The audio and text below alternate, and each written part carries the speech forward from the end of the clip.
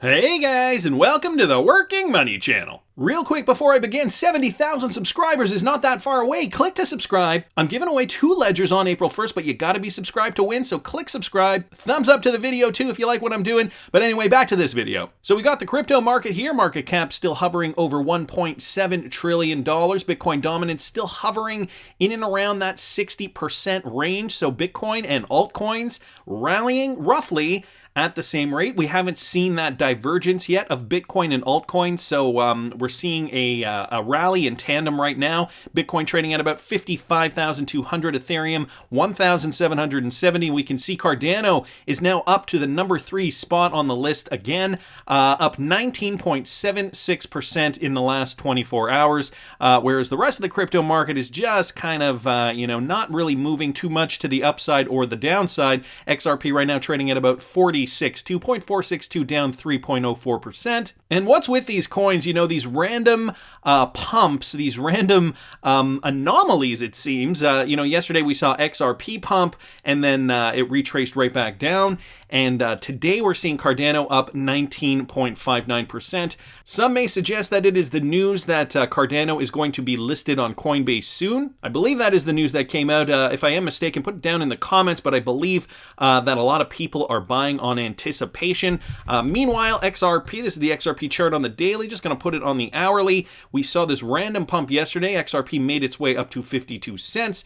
And now right back down to 45.8. So random news can affect coins temporarily. Of course, they will always find their equilibrium and come back down, especially if they have rallied off this inorganic news. The thing I'm really worried about is the S&P 500 and, the NASDAQ as well. Look at the types of gains that we've seen since the beginning of the pandemic. This was last March, and nothing but new all-time highs for the S&P 500, and we're seeing the same thing with the NASDAQ. I'll just bring the NASDAQ up here. We can see very similar chart patterns for the stock market, and people should be a little worried. I saw this from Ian Northing here on Twitter. Poland's central bank wants to buy 100 tons of gold. This coming from their governor. Poland's central bank wants to buy at least 100 tons of gold, worth some $5.5 billion at the current price over the coming years as it continues to expand its bullion reserves. This according to Governor Adam Glebinski. At the moment, we have 229 tons of gold, in which more or less half was bought during my term in office. Glebinski told conservative magazine Circe, over the course of a few days, we want to buy at least another 100 tons of gold and keep it in Poland as well. So, if central banks around the world are doing this kind of thing, to me, that is a sign that they do not trust that the economy is going to continue to move its way up forever. Of course, what goes up will come down eventually, and, it all just depends on how this is going to unfold. I mean, we know unemployment rates are high all around the world. It is kind of ridiculous to look at U.S. stock markets and see these kinds of gains. I don't know if I mentioned it on this channel or not. I do remember mentioning it to somebody, but I was calling my stockbroker the other day, and I hadn't called them for a while. I had a question about something with regards to my account. Anyway, I called them up, and usually maybe I'm on hold for 10-15 minutes. Well, I was on hold. They said, oh, you may be on hold. It was the recorded message. You may be on hold from anywhere between 2 and 6 hours. And so I thought, oh, maybe it's just a busy day. So I did, you can request a call back. So they did call me back eventually. I think it was about 3.5 or 4 hours later. And I got on the phone with the rep, and I'm like, wow, that was a long wait. And she's like, yeah, it's been that way since March of 2020, since the beer flu lockdown. I go, really? And this was only a couple of months ago, so this had been maybe 9 or 10 months later. She says, yes, it's been this way for about 9 or 10 months, and we're looking to get more customer service representatives on it, but right now, we've just been swamped, and the queues have been this long. And I was just floored. She basically told me it's because most people, who are out of work are trading stocks, and so this is why they got a lot more signups, and so a lot more questions, and therefore 4-hour wait times when calling into customer service. But it's because people are trading this market. After this market dipped, people were out of work, people were out of jobs, people were at home, and some people had some money in their bank accounts, so what they were doing were funding their trading accounts and trading this thing all the way up to the top. But you know what that means? This is not really a good representation of how robust the S&P in this case is at this moment in time. So it is something we do have to be worried about, in terms of Poland buying gold. That's just another sign. Guys, I saw this from the Cryptic Poet. Ripple partner Finastra joins the Fed Now pilot program. So here's some great Ripple news. There's some more coming up. Finastra announced that it has joined the Federal Reserve's Fed Now pilot program to support development, testing, and adoption of the new Fed Now service. So guys, it has been confirmed. Finastra joins other progressive banks, credit unions, and payment technology organizations in the Fed Now community to help shape the future of payments and develop use cases that leverage Fed Now's functionality. Finastra has deep expertise and knowledge of instant payment schemes globally, having enabled financial institutions to process payments and implement associated overlay services for instant payment schemes in 12 countries across 4 continents. And guys, Ripple is working with Finastra. This document from October of 2019, or rather webpage blog post, Ripple to bring blockchain technology to Finastra's banking customers from Finastra's own website. So that's great news to see. And just to that point, Ian Northing brought this up, Fed Payments Improvement. This is the Federal Reserve's Fed Payments Improvement website. Take a look at their logo here.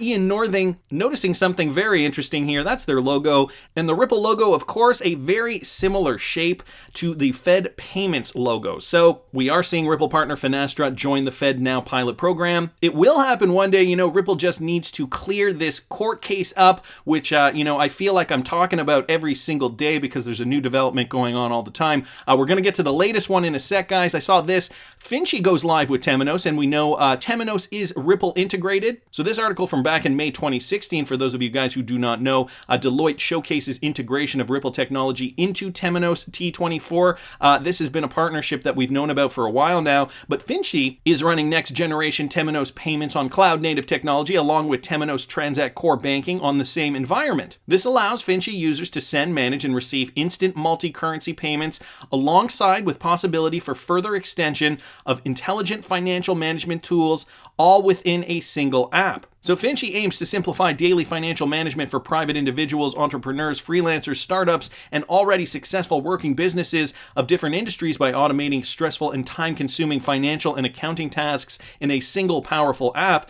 Temenos' rich banking functionality and API-first microservices-based technology enabled Finci to design, build, and launch the service from scratch in just 4 months. This is basically streamlining all these types of services for everybody. Basically, it runs the gamut: individuals, entrepreneurs, freelancers, startups, and already successful working businesses integrated with Finci, who is going live with Temenos. And we know Temenos is Ripple integrated. Guys, it's another one from the Wrath of Kahneman. Ripple partner SBI has purchased about a 5% stake in RootAnt, a blockchain supply chain finance company based in Singapore. So today, Japan's SBI Holdings announced it's investing in Singapore's FinTech RootAnt Global, taking 4.85%. The startup has a supply chain finance solution that uses R3's Corda enterprise blockchain. We know R3 can settle with XRP.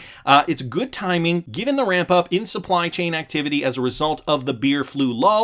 A joint venture is planned between RootAnt and SBI subsidiary BIFIN, which focuses on digital transformation for banks and businesses. The joint offering, SBI Banco, targets regions including Japan, Hong Kong, and Vietnam. So SBI Holdings also growing. Of course, they are also invested in Ripple, so I wanted to thank the Wrath of Kahneman for posting that. And another one here, guys, from Worldline. Worldline Supports PSA Payment Services Austria. Worldline and PSA Payment Services Austria are extending their collaboration, working together at the heart of Austria's payment system. Worldline will act as the technical clearing and settlement partner for domestic and international interbank payments. And I did a video last year back in February of 2020, and it's right here on Google. Guys, I'll link this video up in the top right-hand corner with regards to one of the more recent Worldline partnerships with Incognito. These guys partnered up with Ripple, I think it was in 2019, and they have also made headway in the payment space as well. So the web keeps growing stronger, albeit internationally, although we are seeing